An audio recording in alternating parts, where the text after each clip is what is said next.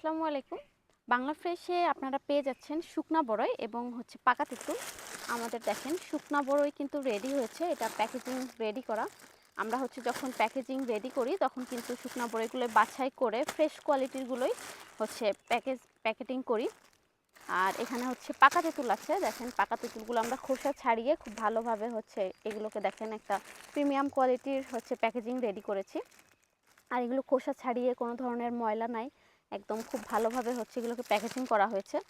তো শুকনা বড়ই গুলো যখন আমরা এই যে রেডি করি, এখান থেকে কিন্তু এই যে শুকনা বড়ই বাছাই করে তারপরে প্যাকেজিংটা রেডি করা হয়। যখন আমরা বাছাই করে দেখা যাচ্ছে যে এই ধরনের বড়ই যদি থাকে আমরা এটাকে ফেলে দেই।